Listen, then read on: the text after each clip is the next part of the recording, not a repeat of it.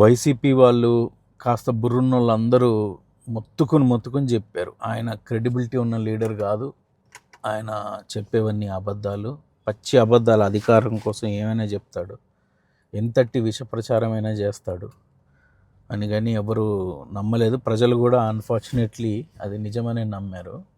ఇప్పుడు అది ఏంటి, 32,000 మంది మహిళల్ని వాలంటీర్లు ఇళ్ళకి వెళ్ళి అక్కడ అమ్మాయిలు ఎవరు ఉన్నారు, వాళ్ళ పరిస్థితి ఏంటి, వాళ్ళకి ఎవరైనా బాయ్ ఫ్రెండ్స్ ఉన్నారా కనుక్కొని నీగ వర్గాలంట, అదేంటో మరి ఆ నీగ వర్గాలు చెప్పాయట ఈ హ్యూమన్ ట్రాఫికింగ్కి పాల్పడి వాలంటీర్స్ వాళ్ళని ఎత్తుకెళ్ళిపోయారని చెప్పేసి. ఎంత పెద్ద అభాండమ పాపం, 70% మహిళలు ఉండే వాలంటీర్ల మీద అంత నీచమైన అభాండాలు వేసి ఎలక్షన్లో గెలవటానికి ఎంత దిగజారిపోయిన నాయకుడు ఆయన.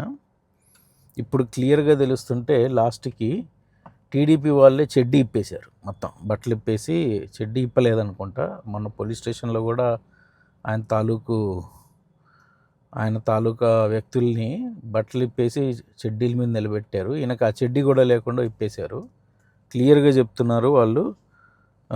98.5% సక్సెస్ రేట్ తోటి వైసీపీ ప్రభుత్వం మిస్ అయిన ఆడవారిని ఒక్కొక్కరిని వెతికి తీసుకొచ్చి తల్లిదండ్రులకు అప్పచెప్పారట. 44,685 మంది, 32,000 మంది కాదు, తప్పిపోయింది, మిస్ అయింది. 44,680 మంది మిస్ అయితే 44,032 మందిని పట్టించి తీసుకొని వచ్చారు. అంటే 653 చిల్లర మట్టుకే ఇంకా ట్రేసింగ్ జరుగుతోంది, ఇంకా వర్క్ ప్రాసెస్లో ఉంది. అంటే 98.5% సక్సెస్ రేట్ తోటి మహిళల్ని తిరిగి వాళ్ళ తల్లిదండ్రుల వద్దకు క్షేమంగా చేర్చిన ప్రభుత్వం మీద ఎంతటి విషప్రసారం చేశారన్నది ఇప్పుడన్నా ప్రజలకు అర్థమైంది అనుకుంటా. ఆయన మాటలు నమ్మాలా లేదా అన్నది ప్రజలే నిర్ణయించుకోండి.